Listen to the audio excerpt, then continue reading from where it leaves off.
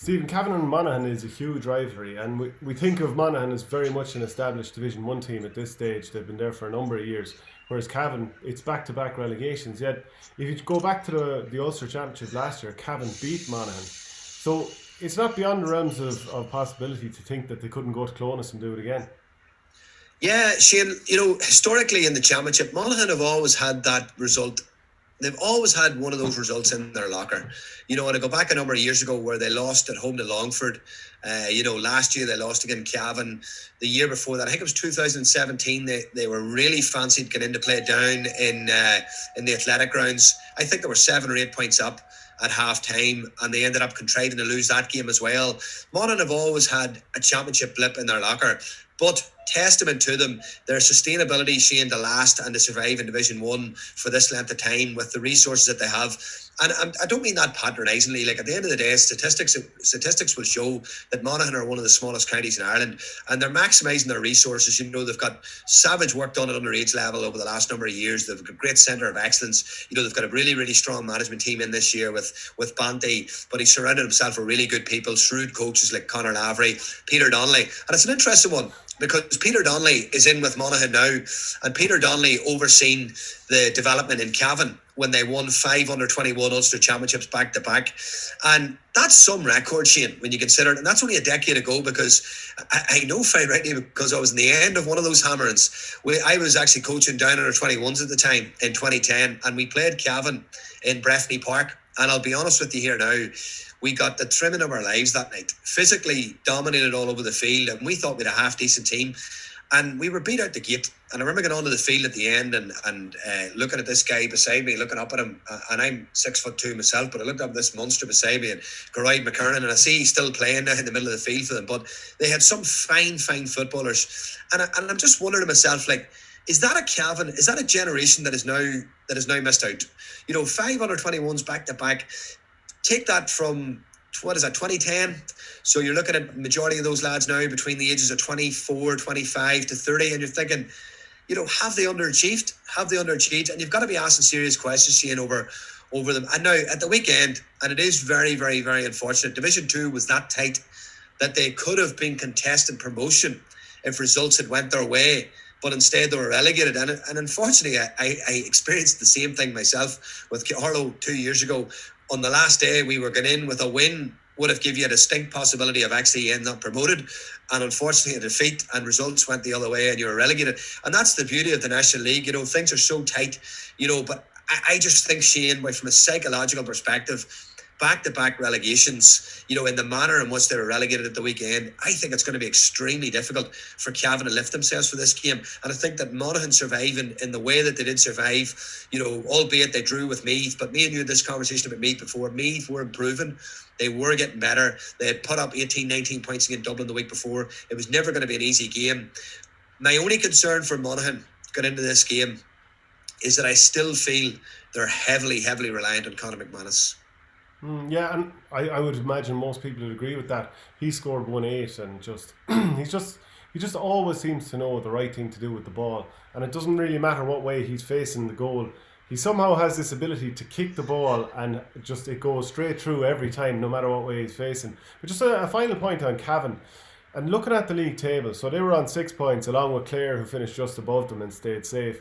Then you had Laois and Westmeath on 7, and even so they weren't even that far behind Kildare, who finished third. -4 was their scoring difference after, despite the fact that they lost 4 games and won 3. So do you think from that point of view that Mickey Graham can look at it and say to the players, look, we're not that far away, just things went a little bit against us, it's not so big a deal?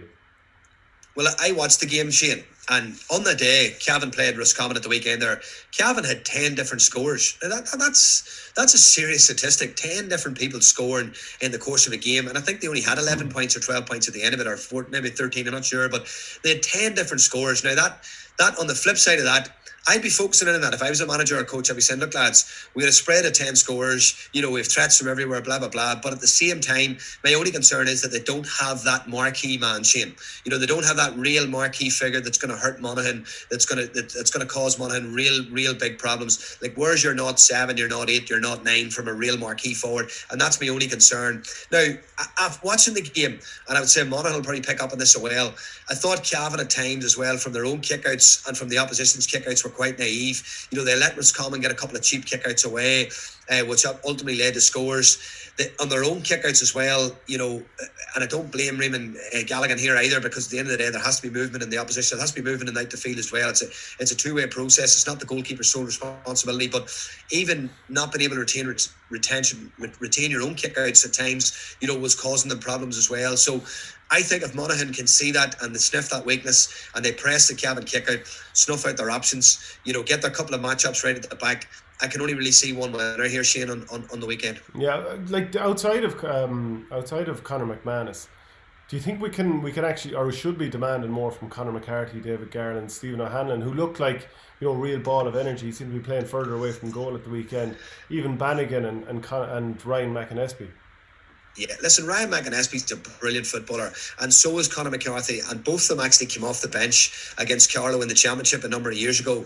Carlow were leading actually when the two boys came off the bench, and it was those two in particular, McEnaney and McCarthy, who actually grind the win out for them that day. And I remember very clearly seeing them coming on, thinking fresh legs, they were full of energy, they were full of movement, great, a lot of guile, smart movers, and you're sort of thinking to yourself, I don't think we've got the ability to mark these guys at this stage of the game. And there's no question about it. There's no question about it. Jack McCarron's another one who probably didn't fully progress from Ishii, and a guy who a couple of years ago looked as if he was going to break onto the scene and really give McManus a hand up front. But listen, when you do possess a footballer of Conor's caliber and McManus's capabilities, it obviously distracts the opposition from that point of view, that you're putting your key matchup on them, and you're also maybe looking at a +1 in around them, and that may free up the likes of a McEnaney or a McCarthy to cause Cavan problems. But for me, I just think Monaghan are a little bit further down the line. I just think they've got more experience. I think the fact that they've survived in Division 1 now over the last couple of years, Cavan are coming off the bounce of back-to-back relegations, and it's disappointing. It is disappointing for Cavan as a county, because they do have massive potential. They're a huge county. They have a massive footballing tradition, Shane. They're proud people, and they will give this everything they have, but the disappointment of 2 back-to-back relegations, I just think will be enough to see Monaghan over the line. A final question then about Banty, who's after taking over again this year, having had another reign in the past. Would he be a very different manager to Malachy O'Rourke, or do you think he won't necessarily try to change it? And obviously he's got Conor Laverty involved. Yeah, listen, Banty is a completely different personality to Malachy. Malachy's very softly spoken, very quiet, and I don't think anyone could associate the word quiet with Banty. But but listen, he's a great character. He's a colourful character. Shane, he is, from a financial point of view, I'm hearing reports he's brought a lot of fundraising into Monaghan this year, and what he has done, I think, differently to his previous stints as manager in Meath, as manager as manager at Meath, as manager at Wexford, as previous manager at Monaghan. I think what he's done now is he understands that the game has changed, and what he has done is shrewdly brought in 2 young guys who understand the game, who know the game, who are smart thinkers. Lavery's a smart coach. He's a very cute coach. He's nothing to learn, let me tell you, the same way. And Peter Donnelly's obviously coming in with the huge experience working with Cavan, but also a huge experience of working with Tyrone and working with a professional setup at Ulster Rugby as well. And he's bringing all that experience and all that knowledge into the camp. And they've got a lot of really good experience in the camp as well. Shane, the likes of the Hugheses, Kieran Hughes, these boys have seen it all. They've done it all. They've been to semi-finals. They've won Ulsters. So for me, yes, there's a massive difference between the two management teams, between Malachy and Banty. But I think what Banty has done is he's surrounded himself with a little bit of cuteness as well, because Malachy wouldn't have been soft either. From a tactical point of view, Malachy would have been very tuned in, very keyed in, and obviously himself and Ryan Porter would have worked closely together. Ryan would have done a lot of the conditioning, a lot of the training, a lot of the planning, a lot of strength conditioning, but I just think that Banty has really, really good personnel around him this year.